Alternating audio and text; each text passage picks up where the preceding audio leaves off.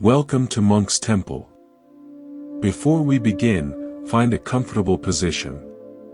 Perhaps you are lying down, or sitting in a quiet corner. Let your eyes soften, or close them gently. Feel the weight of your body being held, supported. Notice the air as it enters your nostrils, cool, and as it leaves, warm. There is no goal here tonight. No achievement to unlock. There is only this, you, your breath, and the space we are about to share, a space not of answers, but of gentle, unfolding questions. We often speak of loneliness as a void, a hollow space inside us that aches to be filled. We imagine it as a deep, dark well, and we spend our lives lowering buckets into other people's lives, hoping they will fill it for us. A kind word here, a touch there, a message, a like, a sign that we are seen. But the well never fills. It only seems to grow deeper, its echoes more haunting. What if we have misunderstood the shape of this space entirely? Buddhist wisdom offers a different geometry.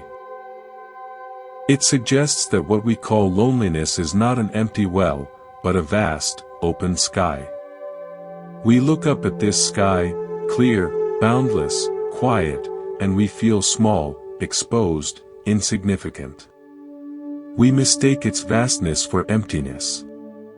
We fear its silence. So we spend our days building little shelters in its expanse, shelters made of conversations, relationships, busyness, noise, anything to put a roof over that infinity and make it feel like a cozy room. But the sky cannot be roofed. And the moment our shelter cracks, a friend leaves, a lover grows distant, the notifications stop, we are left staring up at that immense blue once more, trembling. The Buddha's radical invitation is not to build a better shelter. It is to learn how to live joyfully, peacefully, under the open sky. To realize you are not a tiny figure lost beneath it, you are an intimate part of its very nature. The sky is not outside of you. The boundless space you fear is your own consciousness, your own capacity for awareness. And it is not empty. It is full of peace. Let me share a story with you, from a time before I found the temple. I was very young, and I had a small dog, a scruffy, loyal creature named Ember. Every evening, without fail, I would take her for a walk in the empty fields behind our home. One particular autumn night, I was feeling a crushing sense of loneliness. Friends had forgotten my birthday. The house was quiet. I felt utterly unseen. I took Ember out, not for joy, but out of duty. The night was crisp, and the moon was a sharp sliver in a sky crowded with stars. I walked, head down, lost in my thoughts of neglect, my mind weaving stories of being unlovable. Ember, however, was in a state of pure, ecstatic discovery. She wasn't walking, she was darting, sniffing, listening, her whole body quivering with the thrill of the night. She'd stop dead, ears pricked, at a sound I couldn't hear. She'd press her nose deep into a tuft of grass, tail wagging furiously at a story written in scent. At one point, she ran ahead and sat down in the middle of the path, looking not at me, but straight up at the starry sky. She was perfectly still. Then, she let out a soft, happy sigh, her breath a small cloud in the cold air, and lay down, curling up right there on the earth, perfectly content.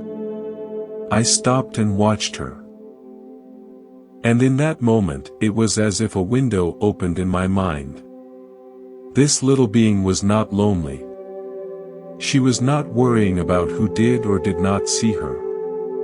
She was in a direct, intimate conversation with life itself, with the smell of the soil, the sound of the distant owl, the cold air on her nose, the grandeur of the stars.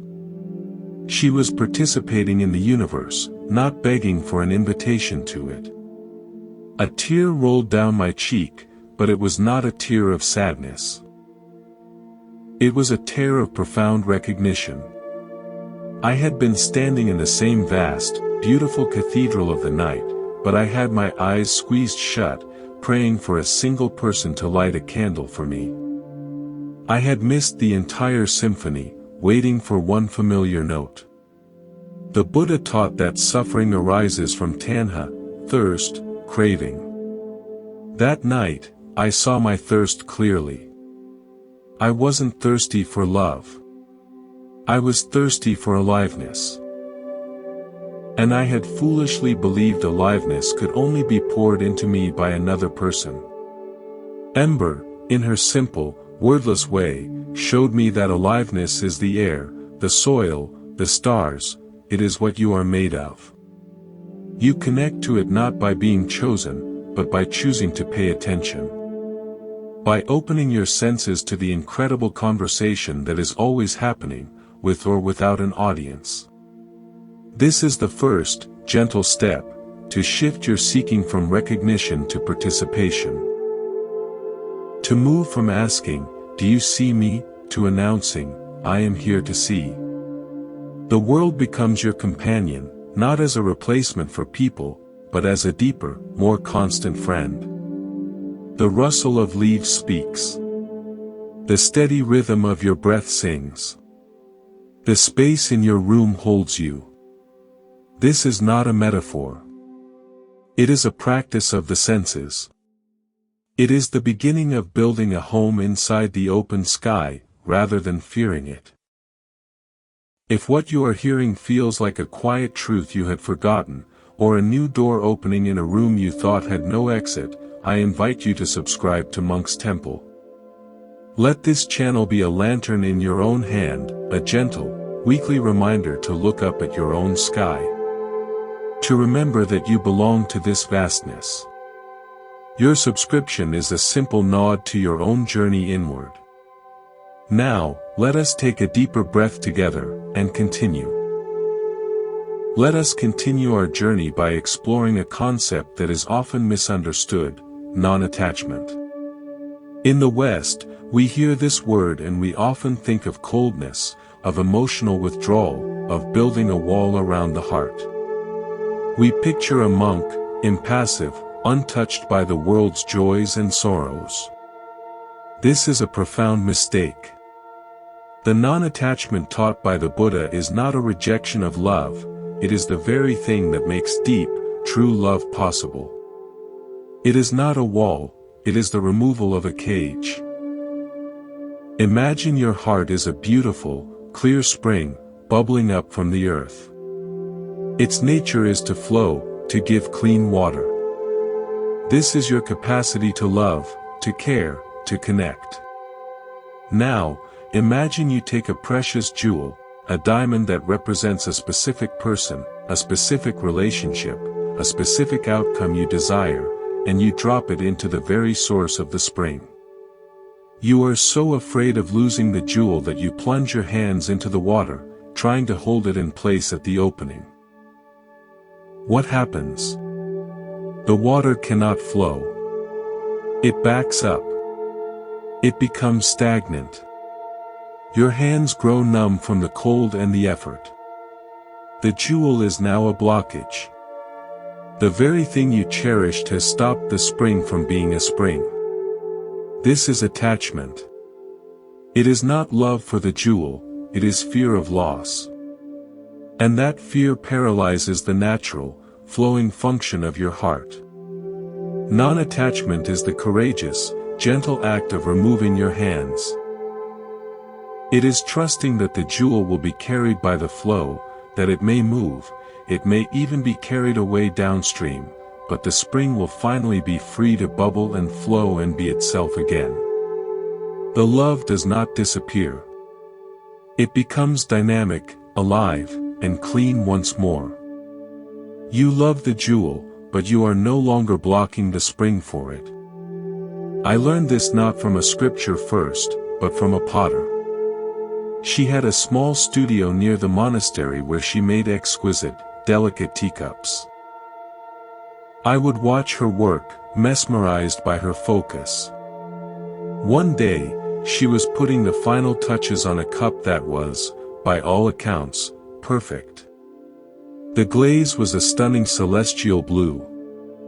As she went to place it on the shelf to be fired, it slipped from her fingers and shattered on the stone floor. I gasped. She simply stood there, looking at the fragments. I expected tears, frustration. Instead, she took a deep, slow breath, knelt down, and began carefully gathering the shards. "Oh," she said softly, almost curiously. "Look at the way it broke. See how the glaze thinned at the rim here? That was a flaw. It would have cracked in the kiln. This was a mercy." She looked up at me. If I had clung to the idea of that perfect cup, I would be in agony right now. But I was not attached to the cup. I was in love with the process of making. The cup was just a moment in that process. "This," she said, holding a shard, "is now part of a new process. Maybe it becomes mosaic. Maybe it returns to the earth. The clay is still clay." In that moment, I understood the Buddhist teaching of anatta, or non-self, in a new way. We think we are the finished cup, a static, fragile identity that must be protected and admired. We build our worth on being someone's perfect, unbroken cup. But Buddhism suggests we are the clay, ever-changing, malleable, capable of endless forms. And we are also the potter, the aware, creative presence that shapes the experience. When we attach to being a specific cup on a specific shelf, we live in terror of the fall. When we identify with the clay and the potter, we are engaged in the eternal, creative dance of life itself.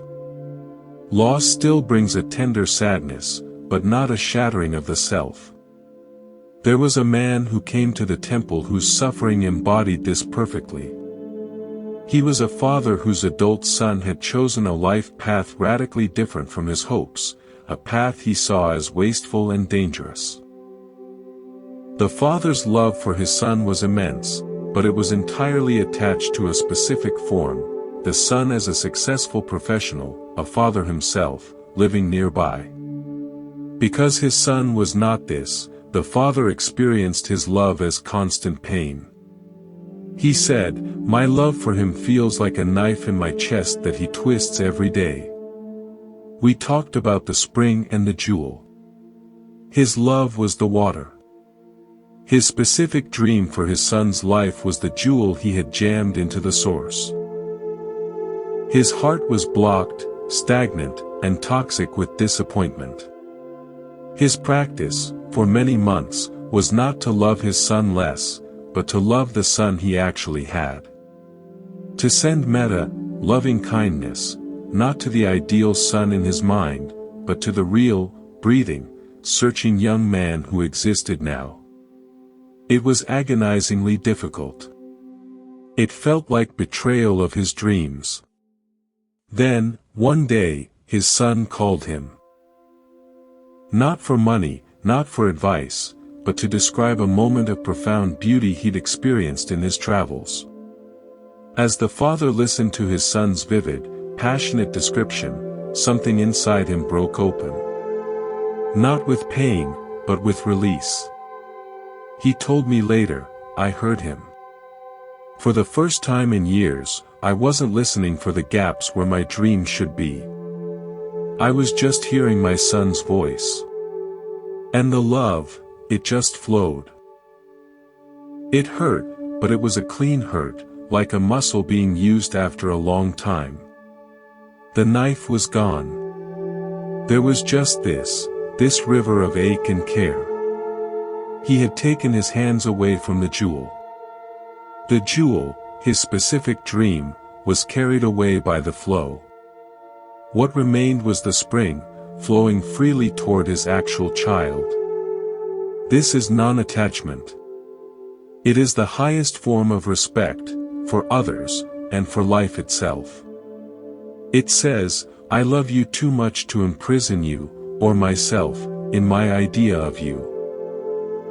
So tonight, if you feel the ache of attachment, to a person, to a past, to a future that must be gentle with yourself. You are not being asked to stop loving. You are being invited to feel where your hands are clenched, numb, blocking the spring. And with a compassion as deep as the earth itself, to simply let go. The water knows how to flow. Your heart knows how to love. It is its very nature. Let's explore a feeling so many of us know intimately, yet misunderstand completely: boredom. We think of it as an enemy, a void, a sign that our life has become dull and meaningless. When we are alone, boredom can feel particularly sharp, a restless, itchy energy that makes us reach for our phones, turn on the television, or seek out any distraction to make it stop. We believe that an interesting life is a full one, packed with events, people, and stimulation. But what if boredom is not a symptom of emptiness, but a doorway? What if it is your mind, finally quieting down enough to hear a deeper call? In the silence of the monastery, especially in the early years, I encountered boredom as a formidable teacher. My days had a rhythmic simplicity: meditation, chores, study, more meditation. There were no notifications, no thrilling plans, no dramas to follow. After the initial peace wore off, a thick, heavy boredom set in. It felt like being trapped in a room with nothing on the walls. My mind became a petulant child, whining, I'm bored. This is pointless. Nothing is happening. I complained to my teacher. My mind is like a stirred-up pond, I said. It's murky with restlessness. He smiled and pointed to a large, ancient rain barrel outside the meditation hall. It was still, collecting the day's soft rain. Look at the water in the barrel, he said. Is it bored? I looked. The water was perfectly still, reflecting the gray sky. No, I said, confused. It's just water. Exactly, he replied. It is being water. Your mind, when it is bored, is not being a mind. It is being a consumer, a hungry ghost, pacing and looking for its next meal. Boredom is the hunger pang. But the mind's true nature is not to consume, it is to perceive. It is to be still and reflect the world, like that water. He gave me a practice. The next time boredom arose, I was not to fight it or feed it. I was to sit with it, as if I were that rain barrel. I was to let the feeling of, I am bored, sit in the open space of my awareness, without moving toward anything to solve it. Just observe the itchy, anxious energy. Watch the thoughts that arose. This is a waste of time. I should be doing something. I am missing out. I was to treat these thoughts like leaves falling onto the surface of the barrel's water, noticing them, but not diving in after them. It was agonizing at first. The boredom felt like a physical torment. But gradually, something shifted. The frantic energy of boredom began to settle, just like sediment in water. And beneath it, I began to notice a subtle, vibrant texture to simply being present. I noticed the play of light on the wooden floor. I felt the incredible complexity of simply breathing. I heard the rich tapestry of sounds I normally ignored, the distant bell, the rustle of a robe, the hum of my own body. That nothing that was happening was, in fact, an infinite series of subtle, miraculous events. Boredom was the cry of a mind addicted to spectacle, missing the sacred ordinary. I recall a woman, an artist, who came to a retreat. She was successful, but burnt out. "My creativity is gone," she said. "I stare at the blank canvas and I feel nothing but a weary boredom. I used to find the world endlessly interesting. Now it feels flat." Instead of advising her to seek new inspiration, we simply walked in the garden, very slowly, in silence. The instruction was to notice one thing with full attention every 10 steps. A pebble. A crack in a leaf. The precise green of moss on stone. The way a spiderweb held drops of dew. For 2 days, she said nothing. On the third, her eyes were different, softer, brighter. "I was so bored at first," she confessed. "My mind was screaming to go check email, to plan, to do. But then, the boredom cracked open. Inside it was this intense curiosity. I've walked past that moss 100 times. Today, I saw it. It's not just green. It's 1,000 shades of green, a whole universe in a square inch. I'm not bored. I was just looking with dead eyes." Her blank canvas was no longer a threat, it was a space of pure potential, waiting for that quality of alive seeing to touch it. This is the Buddhist teaching of vipassana, clear seeing. Boredom is the fog on the lens. The practice of mindfulness is the gentle wiping of the lens. When you stop running from boredom, you give your mind the space to drop below its habitual craving for entertainment and into its natural state of wakeful, curious presence. The world ceases to be a source of distraction and becomes a source of endless wonder. Your own breath becomes a fascinating event. The silence becomes populated with subtle life. So, if you find yourself alone, and the familiar creep of boredom begins, I invite you to try something. Don't reach for the phone. Don't turn on a show. Simply pause. Say to yourself, "Ah, boredom is here." Sit with it as you would sit with a nervous friend. Don't try to entertain them. Just offer a quiet presence. Look slowly at the room you are in, as if you have never seen it before. Feel the air on your skin. Listen to the farthest sound you can hear. Let the hungry ghost of your mind pace until it grows tired and sits down.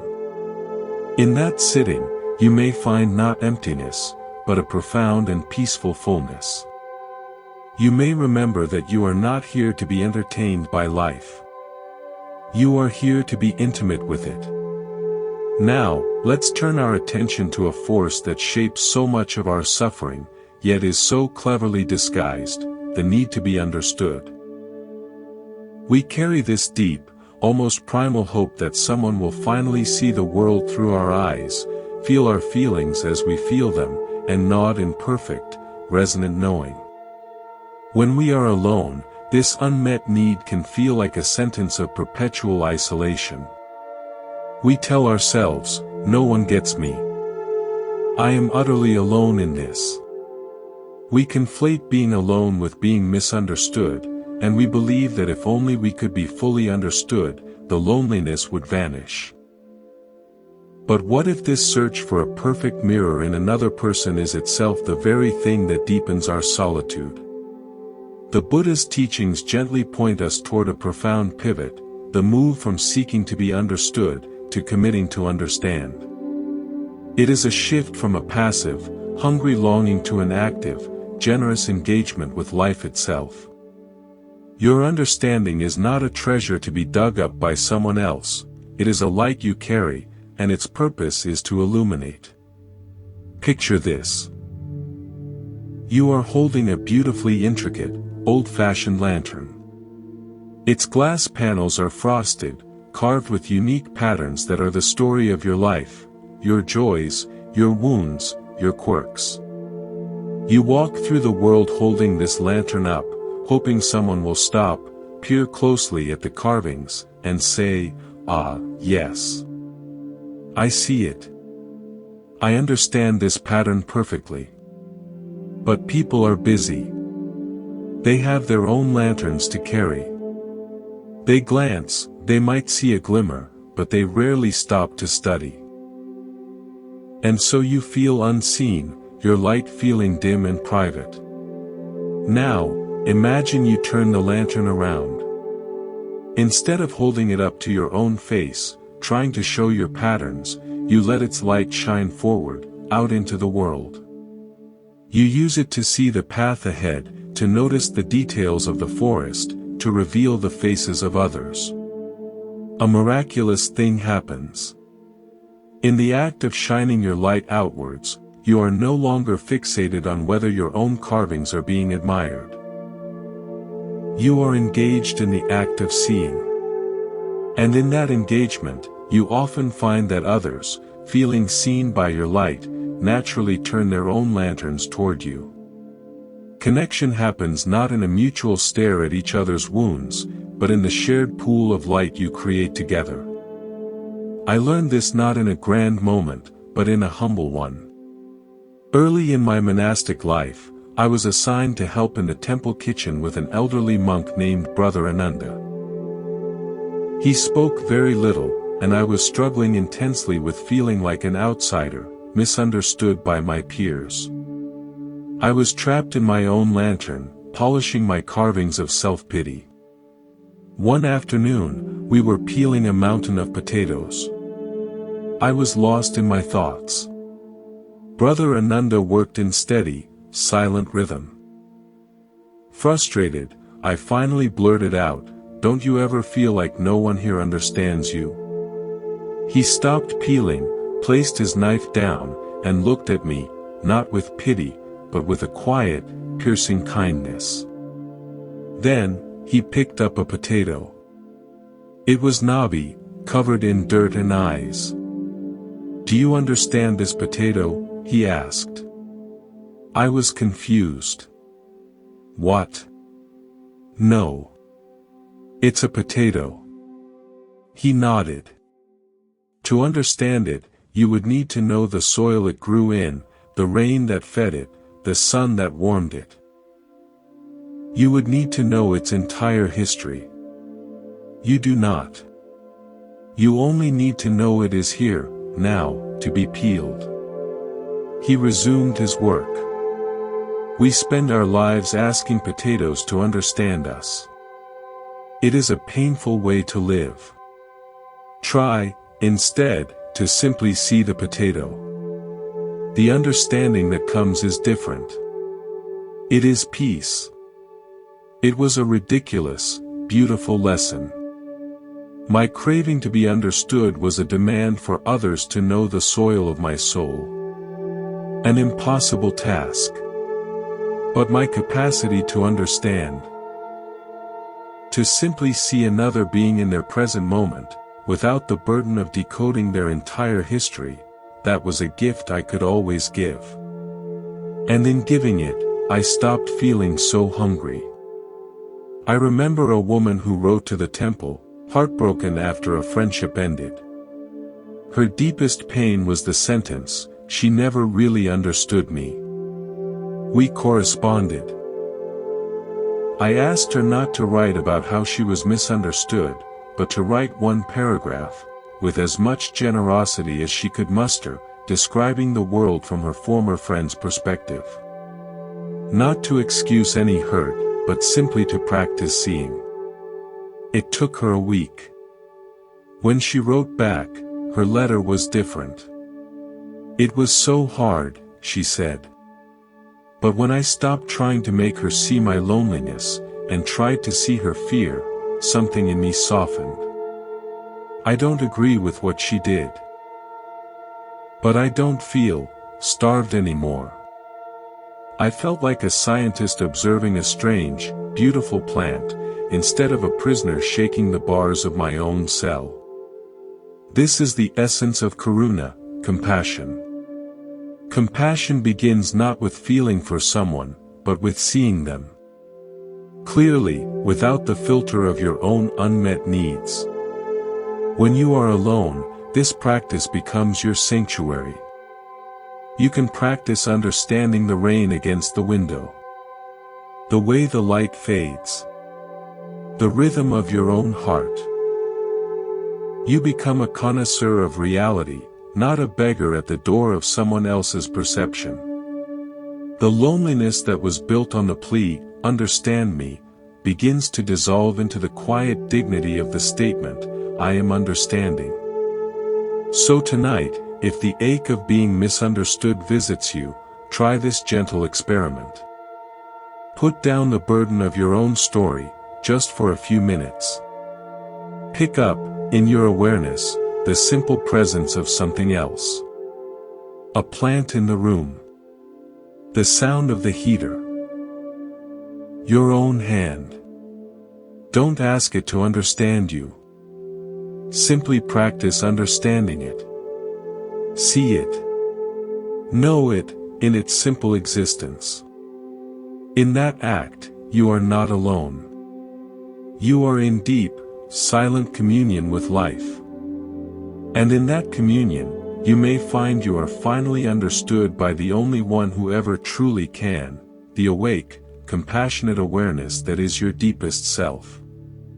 Let's talk about a silent architect that builds the walls of our loneliness, comparison.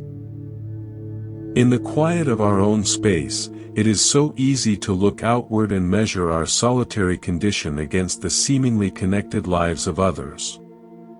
We scroll through curated windows into other people's days, the gatherings, the laughter, the affectionate comments, and our own quiet room can feel, in contrast, like a monument to failure.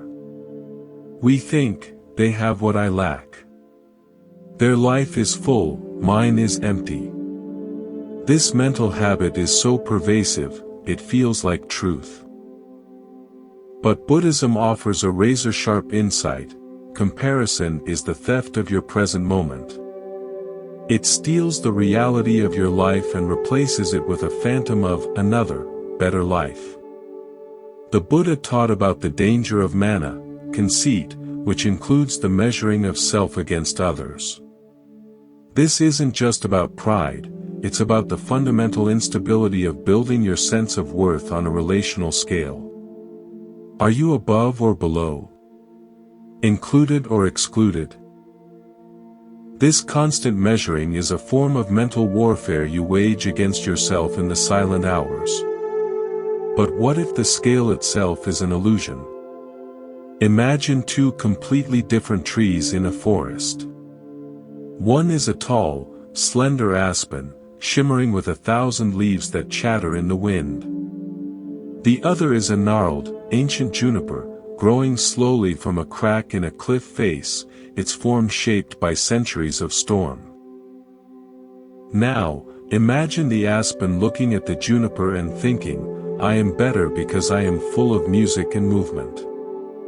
Imagine the juniper looking at the aspen and thinking, "I am failing because I am not surrounded by others of my kind, because I do not flutter." It is absurd. Each tree is a perfect, complete expression of life, responding to its own conditions, its own destiny. The aspen's worth is not greater than the juniper's. The juniper's solitude is not a deficit. They are simply different songs in the same forest symphony. Your life is one of these trees. When you compare, you are ignoring your own soil, your own sunlight, your own unique growth pattern. You are trying to judge an oak by the standards of a bamboo grove. The loneliness you feel is often not from being alone, but from the conviction that your particular tree is the wrong kind to be. I witnessed a powerful lesson about this from an unexpected teacher. A master stonecutter who came to restore a damaged statue at the temple. He was a man of few words, wholly absorbed in his work. I would bring him tea and watch. One day, a young novice was watching too, sighing heavily. The novice finally said, "I wish I had a skill like yours. Something solid and respected. My mind is so scattered. I feel useless compared to the other monks." The stonecutter didn't look up from the curve of the stone ear he was smoothing. He pointed his chisel at a pile of rubble nearby, chips and fragments from his work. "See that?" he said. "That's comparison." The novice looked confused. The stonecutter continued. "To make this statue, I have to see the stone that is. If I spend my time wishing it were a different kind of stone, or comparing it to the marble they used across town, I am blind. I will make a bad cut. My job is to understand this stone. Its veins, its hardness, its hidden flaws. I work with what is here. You," he said, tapping his own temple, "are your own stone. Your scattered mind is your vein. Your restlessness is your texture. Stop comparing yourself to granite when you are limestone. Learn to work with limestone. It makes beautiful things too." The novice's face changed. He wasn't being told he was perfect as he was being given a much more empowering directive, to pick up the tools of awareness and work skillfully with the actual material of his being. Comparison had stopped him from even picking up the tools. I think of a friend who lived a very quiet, simple life, working as a librarian. She would see friends getting married, traveling the world, climbing corporate ladders, and feel a deep, shameful sense of being behind. Her solitude felt like evidence of a life not properly lived. Then, she began a small, private project. She started sketching the birds that visited her modest balcony. It was just for her. She bought a field guide. She learned their names, their habits. Her world, which had felt small in comparison, began to expand in depth. She told me, when I was comparing, my life was a blurry, inferior copy of someone else's highlight reel. When I started paying attention to my stone, to the sparrows and the morning light on my coffee cup, my life became an original. An original with birdseed on the floor, but an original. The loneliness didn't disappear, but it lost its bitter taste of failure. This is the practice. When you find yourself in the act of comparison, measuring your solitude against others' company, gently interrupt it. Don't judge yourself for comparing. Simply notice, the comparing mind is here. Then, turn your attention inward, to the actual texture of your present moment. Feel the chair beneath you. Hear the quality of the silence. Acknowledge the real, raw material of your life, right now, without wishing it were a different material. Your task is not to become the aspen.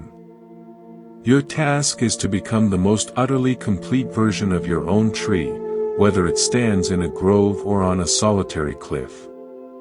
In that commitment to your own reality, you find a dignity and a wholeness that no comparison can ever touch. We arrive now at a powerful, often overlooked source of our disquiet, the fear of insignificance. When we are alone, without the reflecting eyes of others to confirm our existence, a deep, primal question can surface. Do I matter? If no one is thinking of me, do I still exist in any meaningful way? This fear drives so much of our seeking. We post, we call, we cling, not just for connection, but for proof that we are a ripple in the pond of the world, that our presence registers. We are afraid of being a note that no one hears, a light that shines in an empty forest. Buddhism addresses this not with reassurance, but with a profound redefinition of what it means to matter. Consider the moon.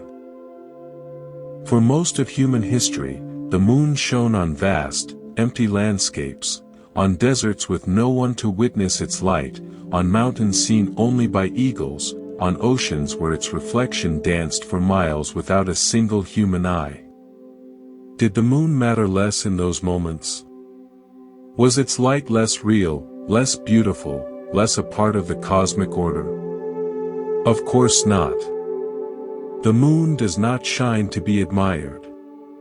It shines because it is its nature to shine. Its value is inherent, unconditional, utterly independent of an audience. Your being, your consciousness, is like that. You do not need to be witnessed to be valid. Your existence is a fundamental fact of the universe, as real and as consequential as the moon's orbit. The Buddha's awakening was, in part, a radical realization of intrinsic worth. He did not become enlightened because a crowd cheered him on. He sat alone, under a tree, and discovered a truth so vast that it redefined significance itself. Significance was not something granted by others, it was the very fabric of aware presence. To be conscious was to be significant. To breathe was to participate in the miracle of life. This is not a fluffy sentiment, it is a bedrock reality we have forgotten. I learned this from watching a master gardener at the temple, an old woman named Li. She tended a secluded vegetable patch behind the kitchen, a place few visitors ever saw. She grew the most exquisite, vibrant vegetables I'd ever seen, peppers like carved jade, tomatoes bursting with color, herbs so fragrant they perfumed the air. One day, a donor touring the temple bypassed her garden completely, heading for the more showy ornamental gardens. I felt a pang of injustice for her. Li, I said, your garden is the most beautiful on the grounds. It's a shame more people don't see it. She was kneeling, carefully tying a tomato vine to a stake. She didn't look up. The tomato doesn't know if it is seen, she said softly. It only knows if it is fed, if it has sun, if it can grow. My job is to help it grow. Its job is to be a tomato. Being a good tomato is enough. It does not need applause. She wiped her hands and looked at me, her eyes clear as water. You are like my tomato. You are trying to grow for the tour group. But you are not an ornament. You are a living thing. Grow. Be fed by good thoughts. Turn your face to the sun of your own awareness. That is your job. Whether the tour comes or not is not the point. The point is the growing. Her words struck me to my core. I had been living my spiritual life like an ornamental flower, waiting for someone to declare me beautiful enough. She was reminding me to be a tomato, to find my worth in the simple, profound act of being alive and true to my nature. The fear of insignificance vanished when I was engaged in the process of genuine growth, not the performance of it. A man once came to us, a retired teacher who felt utterly discarded by the world. I used to have a classroom full of students who needed me, he said. Now, my phone doesn't ring. No one needs what I know. I feel like a tool rusting in a shed. We asked him to come to the garden and help Lee for a week, not as a teacher, but as a student of the soil. At first, he was awkward, frustrated. But Lee, in her quiet way, taught him to listen to the plants. This one is thirsty, she'd say. This one needs more support. He began to see need not as a dramatic cry for a teacher, but as a quiet, constant whisper in all of life. One afternoon, he was meticulously thinning carrot seedlings, a tedious, unseen task. He looked up, his hands covered in earth, and said, "I'm needed here. Right now, by these tiny carrots. If I don't do this, they won't have room to become what they're meant to be." His voice held a quiet awe, not sadness.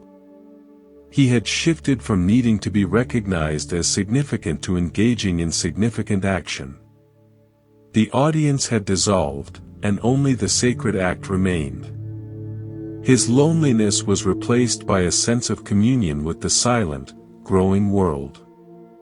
So, if you are alone and the ghost of insignificance whispers to you, remember the moon. Remember the tomato. You do not need to be the center of anyone's universe to be a vital part of the universe.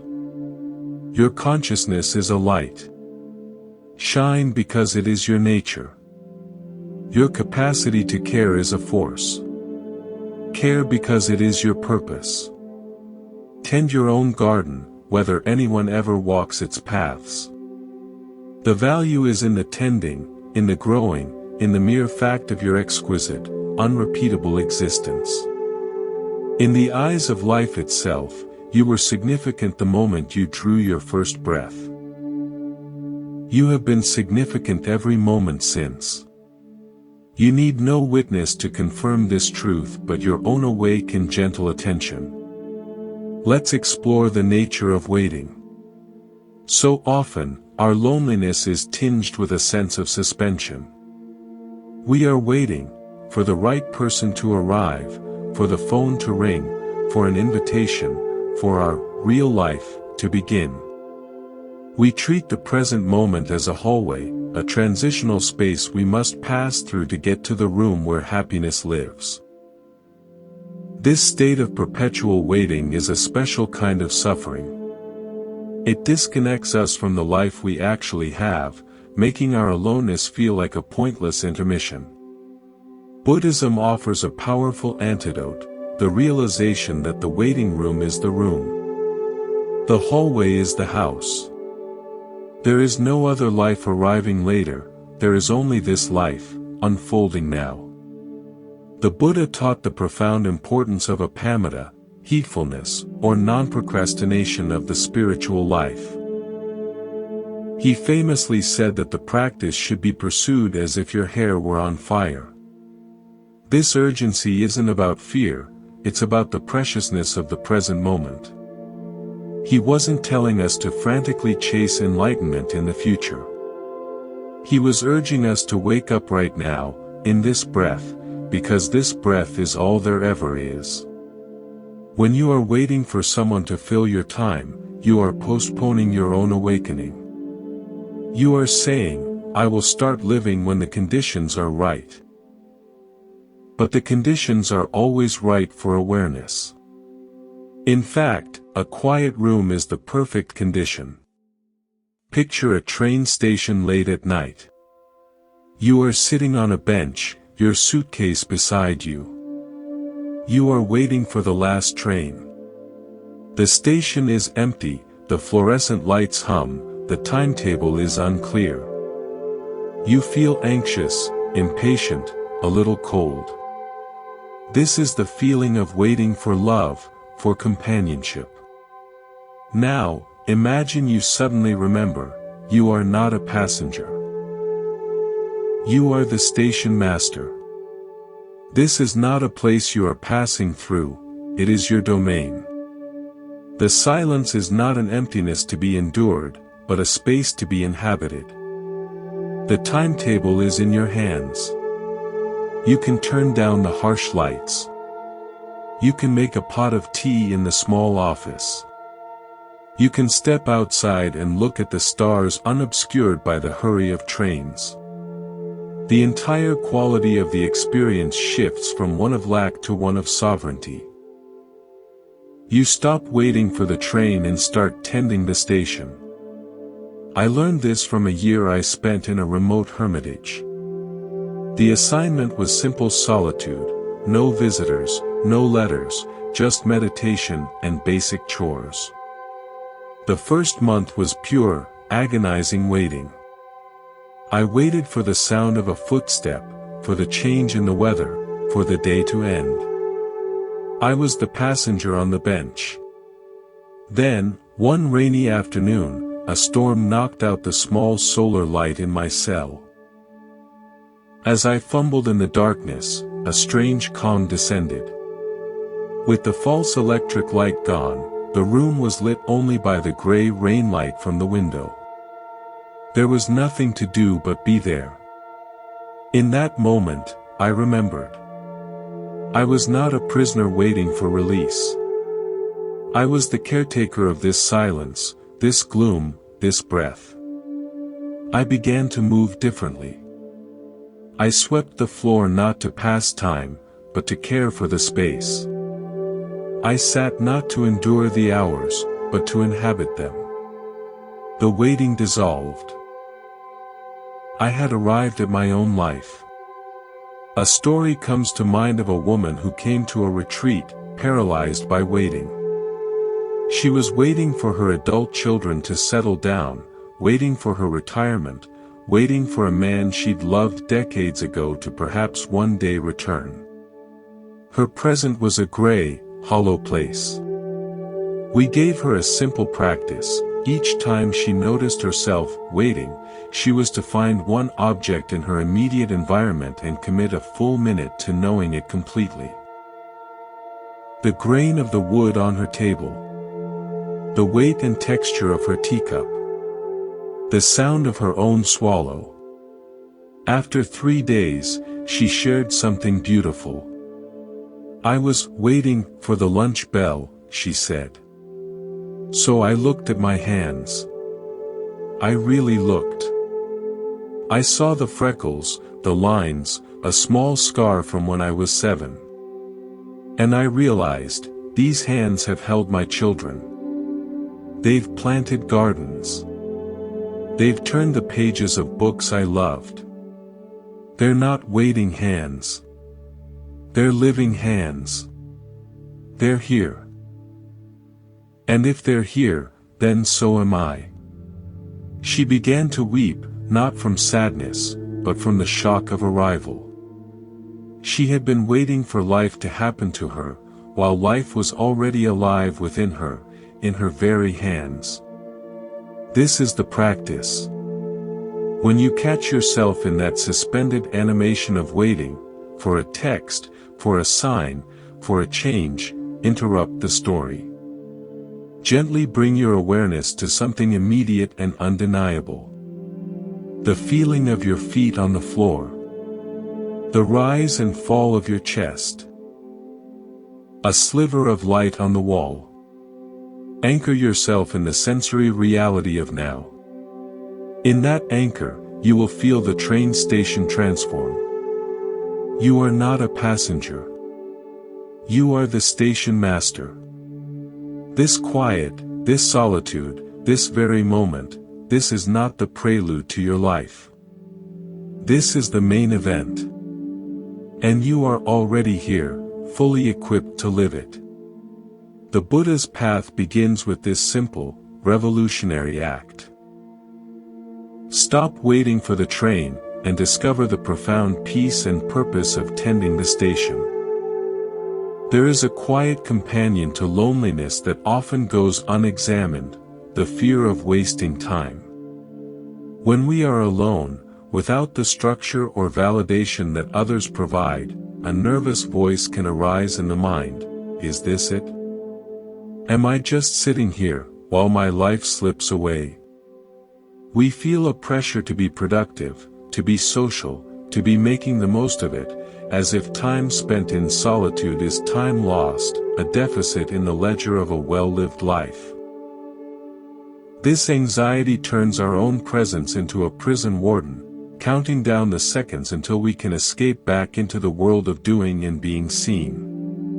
Buddhism invites us to question this very relationship with time. What if time is not a currency to be spent, but a sea in which to float? What if the goal is not to fill it, but to feel its depth? The Buddha taught extensively about time, not as a linear path, but as a series of present moments, dhammas arising and passing away. The past is a memory, a thought happening now. The future is an anticipation, a thought happening now. The only reality is the present moment. Our suffering arises when we are pulled out of this moment, into regret about the past or anxiety about the future. When you are alone and feel you are wasting time, you are usually caught in a story about the future, a story where this empty hour is a black mark, a failure to accumulate the experiences that will make you worthy or happy later. You are missing the actual hour in favor of a painful fantasy about it. Imagine time as a vast, still lake. Most people live on the shore, running back and forth, frantic. They throw pebbles of activity into the lake, projects, conversations, trips, and watch the ripples, calling that a life well spent.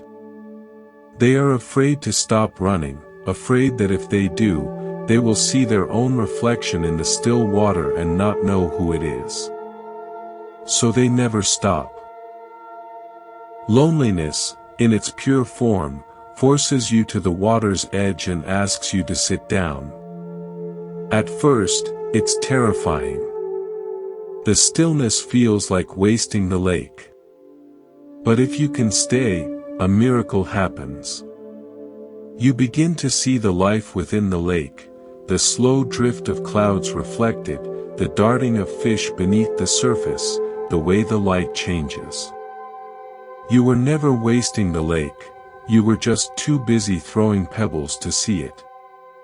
I experienced this during a long, silent winter at the monastery. A heavy snow confined us to the halls. My usual tasks were impossible. For the first few days, I paced like a caged animal, mentally listing all the things I should be doing. I felt like a useless vessel, my time draining away into the white silence. Then, my teacher, noticing my agitation, handed me a single, smooth river stone. "Your job today," he said, "is to know this stone." That was all. I sat in my cell, turning the stone over in my hands. I felt its cold weight, its smooth curves, the tiny pits and grooves. I watched how the gray light from the window played on its surface. Hours passed. There was no goal, no product. Just me and the stone. And in that deep, pointless attention, a profound peace settled in me. I wasn't wasting time. I was inhabiting it, fully, for the first time. The stone and I existed together in the timeless present. The anxiety of productivity evaporated. I was simply being, and that being was complete. A man once came to us, a high-powered executive forced into early sabbatical. He was used to every minute being scheduled, leveraged, optimized. In the sudden emptiness of his days, he felt like he was decaying. "I'm atrophying," he said. "I'm not producing anything." We didn't give him a project. We asked him to sit by the temple's koi pond for 1 hour each day and count the breaths of a single fish. Just watch one fish breathe. He thought it was absurd, even insulting. But he was desperate. The first day, he lasted 10 minutes before his mind screamed about emails. The second day, a bit longer. By the end of the week, he reported something unexpected. "I found myself not counting," he said. "I was just there. With the fish. Its gills moving. the flash of its orange side. And for the first time in 30 years, I wasn't thinking about what was next. The time wasn't empty. It was rich. It was full of fish breath. He had stopped seeing time as a container to fill and started experiencing it as a dimension to inhabit. His sense of atrophy was replaced by a sense of presence. When you are alone and the fear of wasting time arises, see it for what it is, a story. A story that values doing over being. Gently challenge it. What if this quiet hour is not a deficit, but an investment in the deepest possible way, an investment in knowing the texture of your own existence? You are not a machine that rusts when idle. You are a conscious being, and consciousness flourishes in spacious attention, not in constant expenditure. Try this, for the next 5 minutes, commit to wasting time completely. Don't read, don't plan, don't even meditate with a goal. Just sit. Look out the window. Feel your body in the chair. Let time wash over you like water. You are not spending it, you are floating in it. In that floating, you may discover that the most precious thing you can do with your time is to fully, unreservedly be. And in that being, you are not wasting a single second. You are coming home to the only moment that has ever existed, or ever will. We often speak of the heart as a vessel, something that can be full or empty. When we feel lonely, we describe it as an emptiness, a hollow space. We go through life seeking people, experiences, and validations to pour into this vessel, hoping to fill it to the brim. But what if the heart is not a container at all? What if it is a doorway? A doorway that does not hold love, but conducts it. This shift in understanding changes everything about solitude. Loneliness, then, is not an empty room, it is a doorway you have mistaken for a wall. Buddhism teaches that the nature of mind, and by extension heart, is shunyata. Often translated as emptiness. This does not mean nihilistic void. It means empty of inherent, separate, permanent existence. Like a doorway is empty of wood, its very purpose is the open space that allows movement. Your heart, in its deepest nature, is this kind of emptiness. It is not a thing to be filled, but a space through which the energy of love, compassion, and connection can flow unimpeded. When you feel lonely, you are standing in the doorway, focusing on the absence of someone coming through from the other side. You have turned your back on the vast landscape that exists on your side of the door, the landscape of your own infinite capacity to give, to feel, to connect with life itself. Imagine you are in a beautiful, sunlit room with a large, arched doorway opening onto a wild garden. You are sitting on the floor, facing into the room, staring at the interior wall beside the door. You are waiting for someone to walk through the door from the garden to join you. Because you are focused on the empty space of the doorway, you feel a lack. Now, imagine you simply turn around. You are now facing the garden. The same doorway is now a frame for abundance, for light, for color, for the rustle of leaves, the song of birds. The doorway hasn't changed. Your relationship to it has. Loneliness is sitting facing the empty interior. Joy is turning to face the garden that is always there. My first true glimpse of this came not in blissful meditation, but in grief. A dear friend at the monastery passed away quite suddenly. The loss carved a cavernous feeling of absence in my chest. The loneliness was acute, physical. I sat in my cell, feeling like a shattered vessel. In my pain, I did the only thing that felt honest. I began to mentally offer wishes of peace and safety to my friend's journey, wherever it might be. May you be free. May you be at peace. As I did this, a subtle shift occurred. The focus moved from the absence of him with me to the active offering of love from me to him. The hollow ache began to transform into a tender, outflowing warmth. I was no longer a broken pot. I was a stream, flowing toward a beloved ocean. The heart was doing what it was made to do, conduct love, not hoard it. I remember a woman who came to us after a painful divorce. She described her heart as boarded up, like a derelict house. She was protecting an emptiness.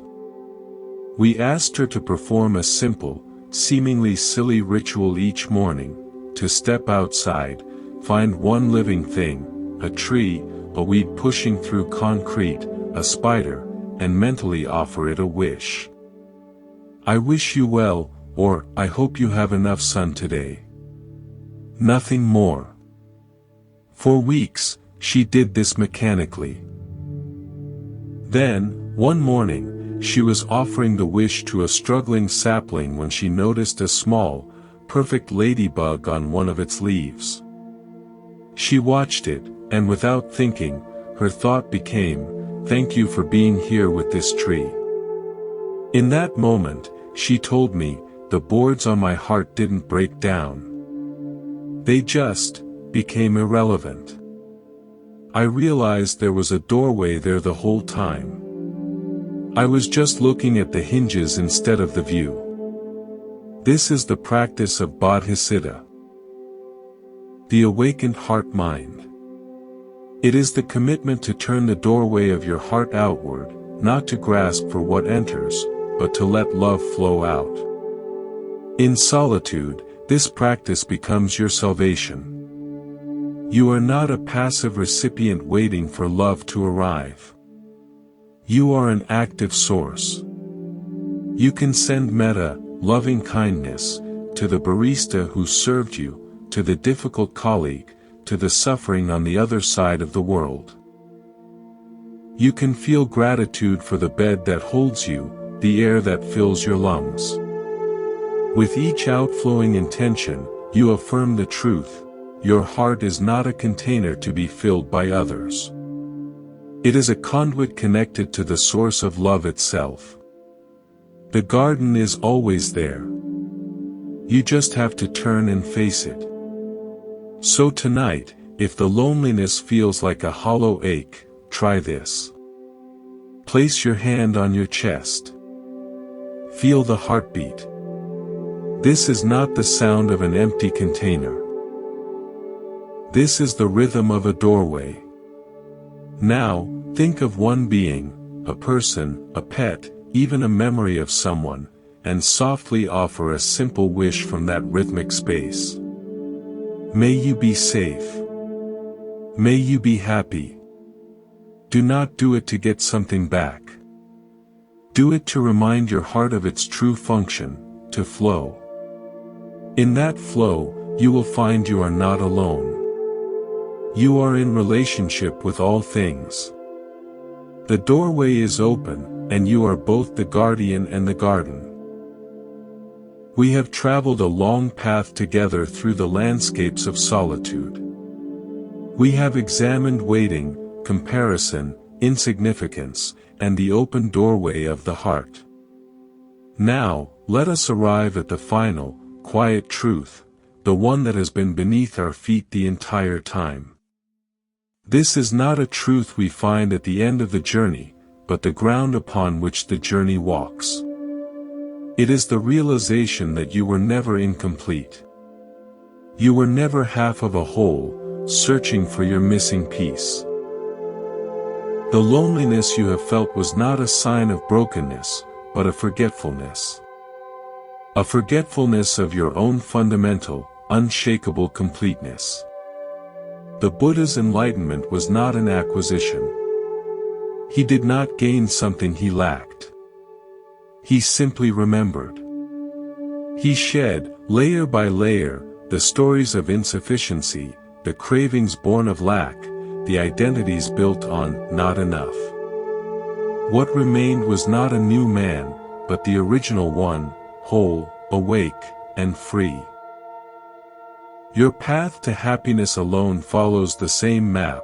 It is not a path of addition, where you collect friends, lovers, and validations until you are finally full.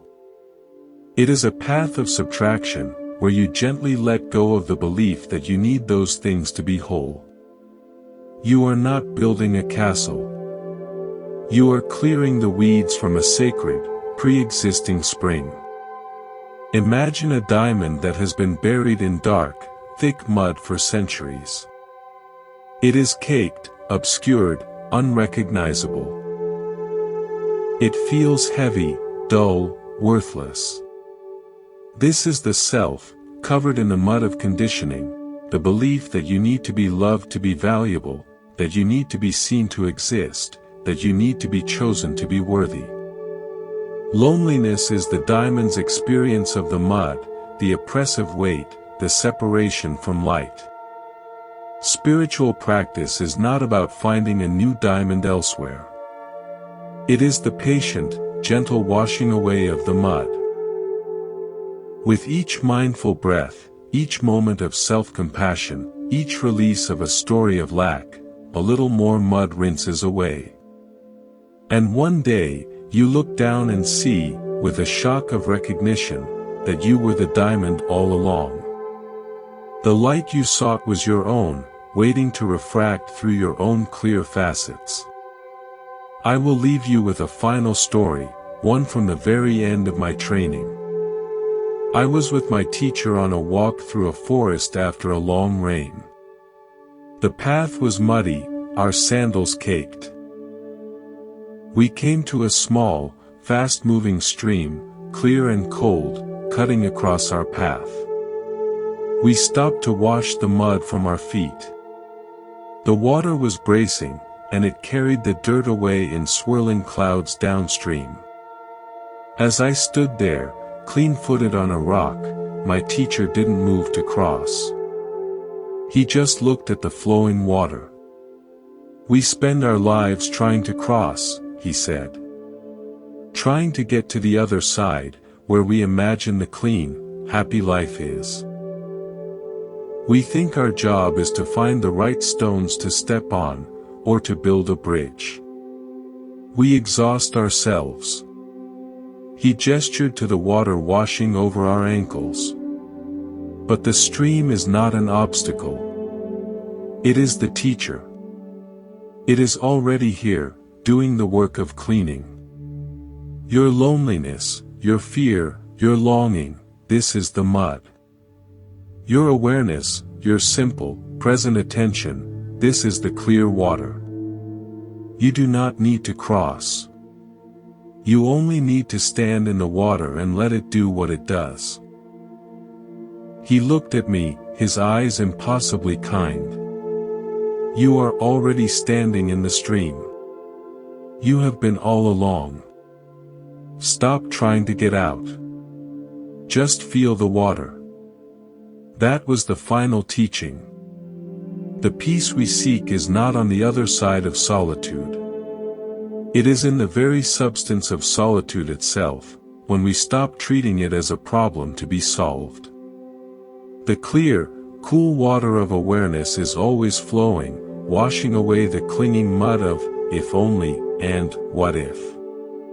Your happiness alone is not a destination. It is the willingness to stand still in the stream of your own present experience, to feel its clarity, and to know, beyond any doubt, that you are clean, you are whole, and you are home. So as we end our time together, I offer you this simple invitation. Wherever you are, whatever quiet surrounds you, pause. Feel the stream. It is your breath. It is the space between your thoughts. It is the gentle hum of your own being. You are not waiting for your life to begin. You are not preparing for happiness. You are standing in it. The mud may still cloud the water from time to time, this is human. But the stream is eternal, and it flows through you. Trust it. You are already complete. You are already free. Thank you for walking this path with me. This is Monk's Temple. May the peace you discover in solitude become the unshakable foundation of your life. Go in peace.